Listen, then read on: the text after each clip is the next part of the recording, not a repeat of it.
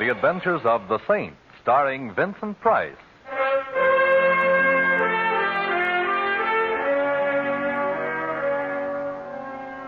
The Saint, based on characters created by Leslie Charteris, unknown to millions from books, magazines, and motion pictures. The Robin Hood of modern crime is now transcribed for radio, starring Hollywood's brilliant and talented actor Vincent Price as The Saint.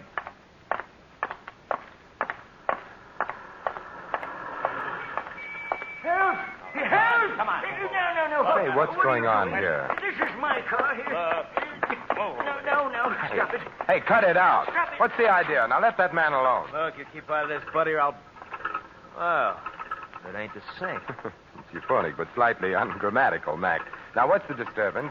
They drew up alongside of my car. Him and the other fella. They said, get out. We're taking your car. Why, Mac wouldn't do a thing like that, now would you, Mac? Nah, of course not. The old man's nuts. What Mac would do if he coveted his neighbor's jalopy is slug him with a piece of lead pipe and drive off. Yeah, so good night. I got business. Now, wait, Mac.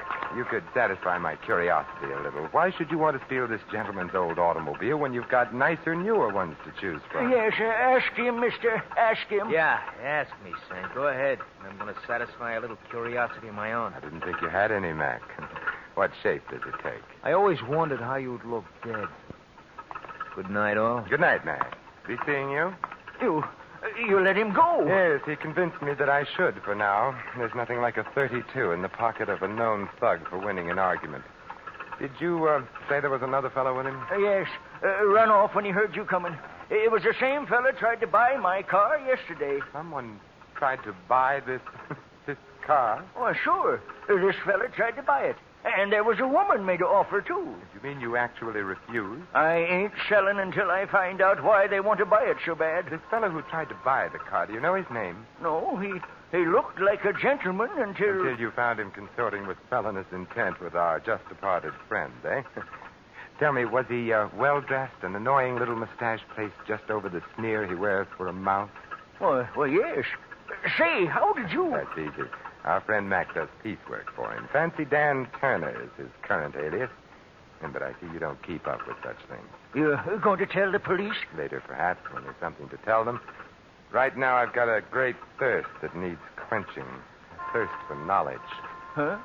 Yeah, what's your name and where do you live? Collins. 302 East 8th Street. Mm-hmm. Now, put your car in cold storage, old-timer, and take care of yourself. Something tells me this is Rat's night out.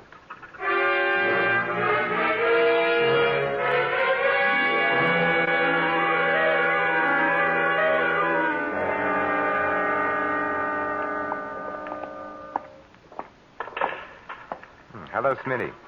Back making book, I see. You got the wrong joint, Saint. Take a look around. I run a pool room. You interested in a horse? No, a man. Well, like I said, Saint, you got the wrong joint. His name's Mac. He hangs out here. Now, where is he? In the back room? I'm the three monkeys, Saint. Deaf, dumb, and blind. The only Mac I know is a truck. Oh, then if you don't mind, I'd like to look in your back room and see if he's parked there. I mind. But you won't even know, Smitty. You're deaf, dumb, and blind. Oh, have a heart, Saint. I ain't got no back room. Besides, last time you dropped in my place, a lot of my customers started patronizing elsewhere. Including you, Smitty, remember? I've only been back from the Gray place a week, and I ain't forgetting it. Oh, come on, Saint. Be a good guy. Beat it, huh? No, Smitty. Let him stay a while. Hello, Mac. I was hoping you were smart enough to go home and get some sleep. How could I sleep with you out roaming the streets, Mac? You know how I worry. Yeah, too much. What does he want, Smitty? You. Why, Saint? I want to talk with Fancy Dan Turner. What about... Now, let's not be coy, Mac. It doesn't become you. I want to ask Turner why he's trying to steal a jalopy from an old man. Well, what do you know? I got a surprise for you, Saint. I'll take it to him.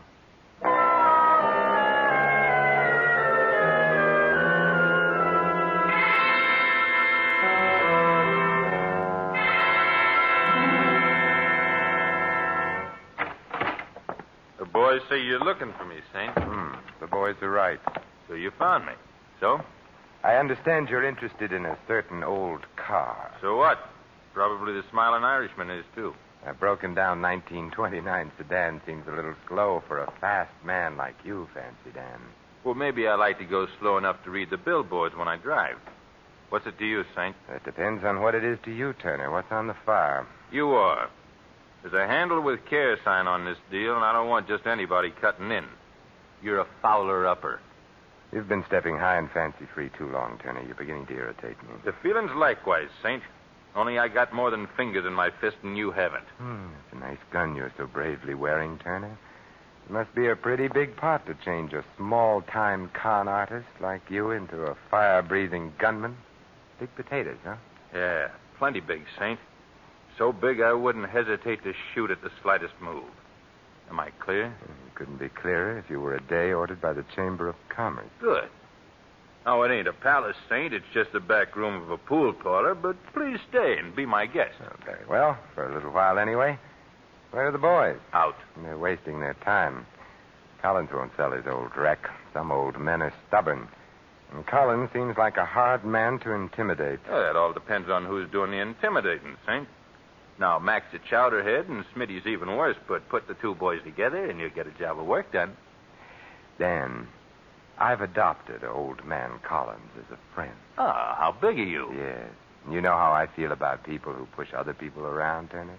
Especially when the guy getting the shoving is a friend. You know, if I had a glass of beer, I'd cry into it. Sit back and relax, Saint. The boys will be back with what they want after soon enough, and maybe then I'll let you go home. You mean they're coming back with a car? Well, maybe not the whole car. Sit back and relax. Hey, relax. Hey, what are you doing? Sitting back with my chair to the wall, Turner. You want me to relax, don't you? Yeah, Hey, let go of that cue stick. As my old grandmother used to say, Turner, there's nothing as relaxing as a game of pool. Particularly with a hoodlum's head as the cue ball.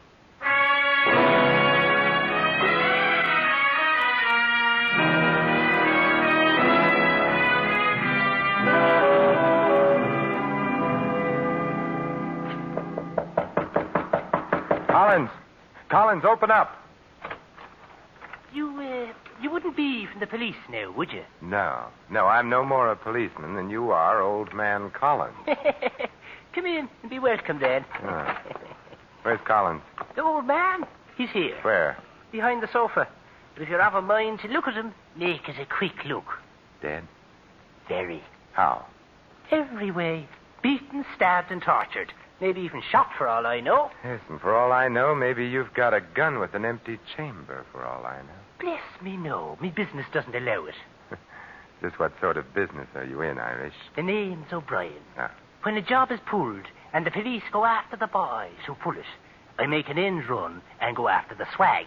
Or at least part of it. Oh, I see. What's the swag here? Collins' wallet? Not unless there's 400 grand in it. 400? Oh, no, I'm afraid you'll find the old man a few cents short. Who killed him? Not I. How do I know? You don't. You're right. What brought you here? Why, I'm here about the old car, of course. You want to buy it? Certainly, don't you? Say, maybe you're not being cute. Maybe you really don't know about the... About what? Well, now, I'm greatly relieved. When I first saw you come through that door, I said to myself, O'Brien, here comes some more competition. But I see you're not. I'm relieved, laddie. Greatly relieved. Turner is competition enough, eh? Yes, but Turner and his ugly ducklings are nothing compared to... Who? In time. I got here just a minute before you, laddie. The old man was dead when I arrived. Beyond that, I know nothing. Get down. Oh, O'Brien! O'Brien! Competition. Getting worse. All the time. Look, I'll call the doctor. No. Thanks, laddie. Lay off this frolic. He'll get you next. You're gonna die, mister. You're gonna... O'Brien, the old man's car, what... Well, I guess I'll have to try another angle. This one's pretty dead.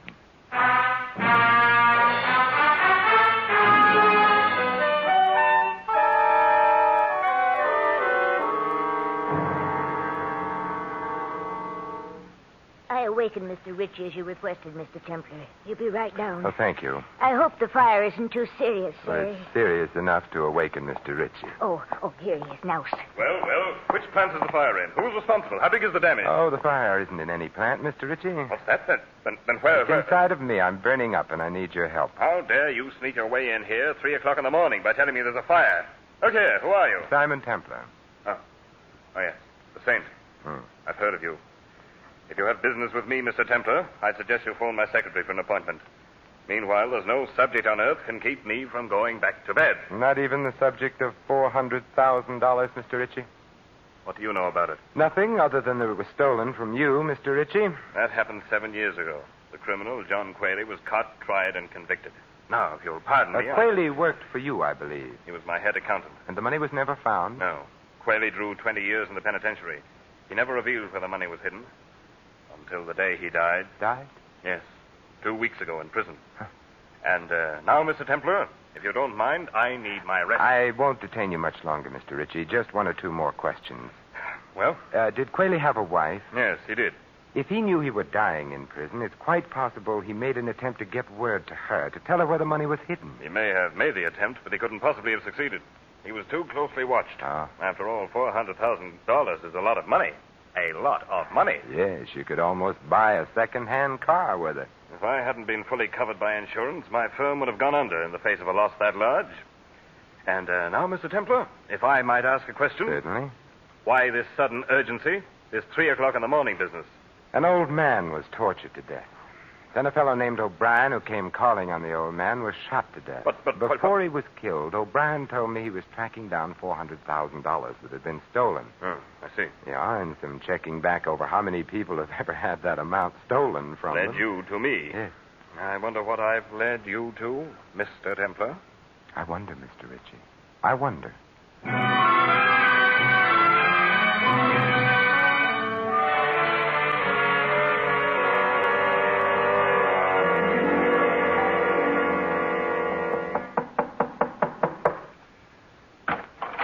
Yes? What is it? Mrs. Qualey? What do you want? Several things, Mrs. Qualey. Like what? A murderer, You've got the wrong apartment, mister. an old automobile. No sale. Anything else? Maybe you'll buy this, Mrs. Qualey. Collins was murdered a little while ago. Collins. Hmm. Oh, the old man. Why?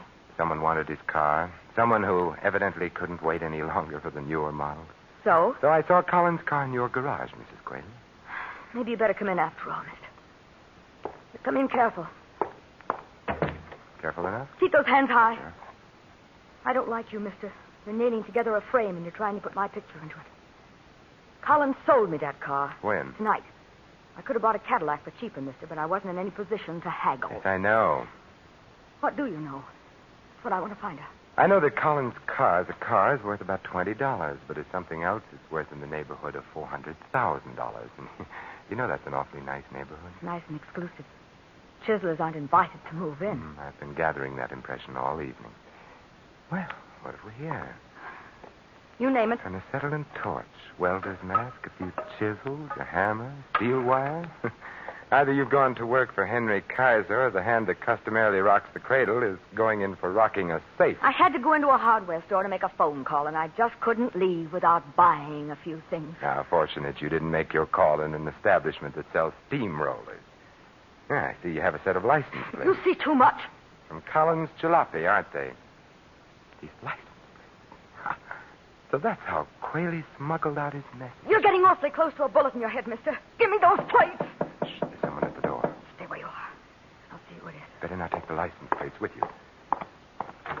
Yes? Oh! Mrs. Qualey! Oh! Mrs. The devil. He got the plates. Yes, he got them. Don't let him. Oh, catch him there. Where? Where?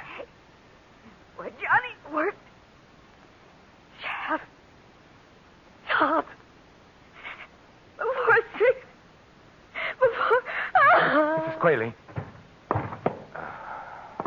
Collins, O'Brien, and now I have 3 reasons for wanting to meet a certain party.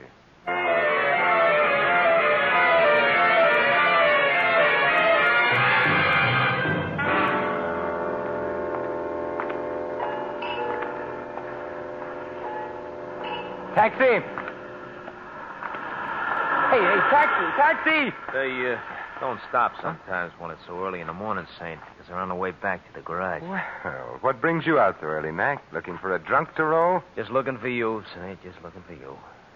See here what I got in my hand? Oh, there goes that coy streak in you again, Mac. All right, so it's a gun. Well, what does it want me to do? Come, go, turned handsprings, quote Shelley, play the bassoon? You have to speak for it, Mac. Very funny. Look out, it shouldn't speak for itself, Saint. I and the gun, one you should get in that there car. You have a most persuasive way of offering a fellow a lift, Mac. Yeah, a lift. Right now, it's a lift. Later on, it may grow into a ride. Come on. Where are we going, Mac? Back to our little gray home in the rear of the pool room, Saint. Fancy Dan Turner wants he should thank you for showing him a new trick. Oh, it really isn't necessary. He feels like it is, Saint. He feels like it is.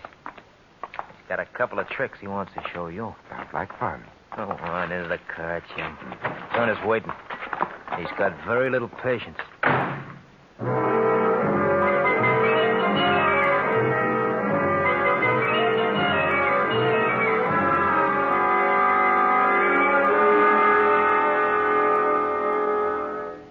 Nice to have you back with us, Saint. I missed you. From the looks of that bandage on your skull, Turner, I'll bet you wish I'd missed you. Not now, I don't, Saint. It's a nice feeling having you here, knowing that I owe you something. I pay my debts, Saint. I pay off. Yes, I know. O'Brien was paid off. So was Mrs. Qualey. Paid off with lead checks. They're dead? Oh, now save that innocent expression for the jury, Turner. You'll need everything you've got. Well, when were they killed, Saint? Okay, I'll stooge for you. They were killed an hour or two after I so abruptly left you before. Oh, well, I'll have to find another pigeon, Saint. My alibi's fat. How fat, Turner? City Hospital. Having Remember the Saint embroidered where a cue stick hit me. And Smitty and Mac were there, too, to see me through it. Hospitals have records, Saint. We're clean. We're clean. Huh. Then you've got a competitor you don't know about, Turner. Yeah, looks that way. For a job that was supposed to be as simple as this one, I got too many competitors. I wonder how come. Who fingered the job for you, Turner? Who told you Qualey got word out to his wife about where the money was? I got nothing for you, Saint. Smitty, wasn't it? Smitty just finished a stretch up the creek. My guess is he ran into Qualey, maybe shared a cell with him. No. It was in the jail hospital they met. Smitty worked there. Qualey was dying off his nut. Smitty made him talk. Yeah. And Smitty, not being mentally suited for solo work, spilled the pitch to you, Turner, for a price, of course, for money on the line. Yeah. 10 G's to buy in on a 400,000 job.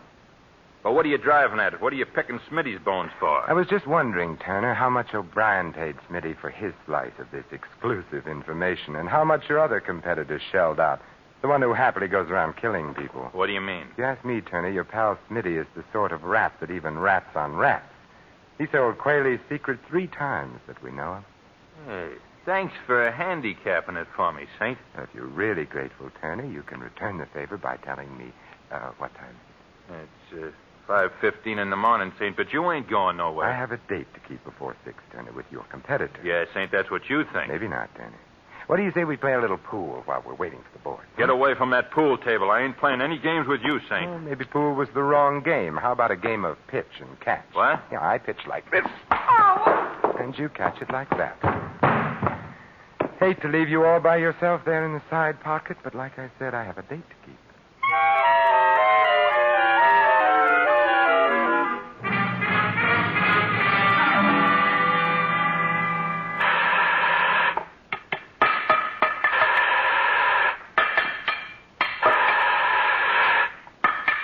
Well, Mr. Ritchie, get enough sleep despite my interruption? I wasn't really asleep when you called on me, Mr. Templar. I know, Mr. Ritchie. Your hair was a little too carefully combed for a man who's been suddenly awakened and told he's having a fire. You're very clever, Mr. Templar. But not clever enough to catch you before you committed 3 murders. Well, you're Smitty's silent partner, huh? See what low company's gotten you into, Ritchie? Yes, I see. $400,000. Buried in the siding of this elevator shaft. And with the help of this acetylene torch, it'll be all mine. A very ingenious fellow, Qualey. And to think the money never left this building. The place where Johnny worked. Yes, he was ingenious. It was very smart of him to use his prison job making automobile license plates as a means of smuggling out the information to his wife. How did he do it, Richie? Very simple, Templar. There's an extra piece of thin metal in this particular plate, forming a sort of pocket. And inside the pocket, a note on cigarette paper telling poor Mrs. Qualey how to get the money. Of course, once he managed to tell her the number of the license plate, well, the rest was easy, wasn't it? Yes. All poor Mrs. Qualey had to do was ask the Motor Vehicle Bureau to whom the plate was assigned. Mr. Collins, in this instance. Poor old fellow. Mr. Templar, would you mind joining me here in the shop, please? Yes, right on top of the elevator. I'd like to keep an eye on you while I finish burning out this metal partition. You see, I've only until 6 o'clock when this elevator is switched on downstairs. Oh, well, Come, in the shop, please. Well, really, I have a gun, Mr. Templar. Oh, well, that makes it official, then. There we are. Careful, Mr. Templar. I wouldn't want anything to happen to you. Anything accidental, that is. You know, it's funny. I've known you such a short time, and I have exactly the same sentiments towards you. I've never been astride the top of an elevator before, Richie. And we're right near the top of the shaft. Yes. I don't mean to worry you, Templar, but when this elevator power turns on in a few minutes, it will rise to the top before it descends. How's your treasure hunt coming, Richie? Almost finished. One last strip of metal to cut away, and the partition will come off. Then we'll decide your fate, Mr. Templar. Your future. Here goes. A last blow.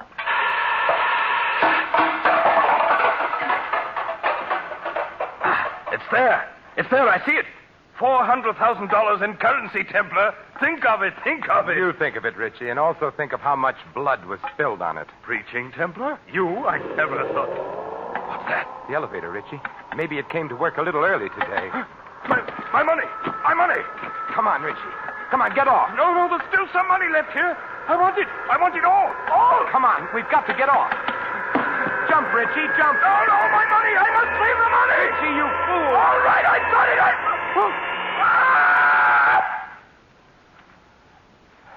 Yes, Richie. You saved your money, and you saved the state some money, too. I'm sure you didn't plan on saving the cost of your execution.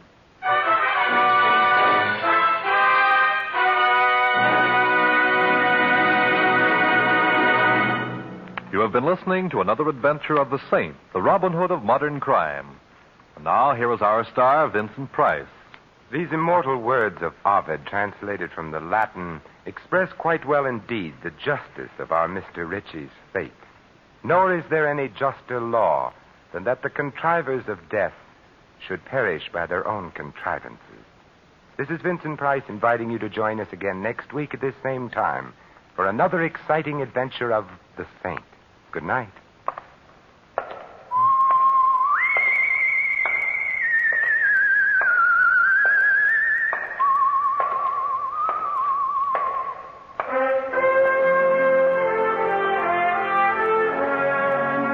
Tonight's script of The Saint was written by Michael Cramoy. Our cast included Laureen Tuttle, Barney Phillips, Tony Barrett, Fred Howard, and Dan O'Herlihy. The music was composed and conducted by Harry Zimmerman.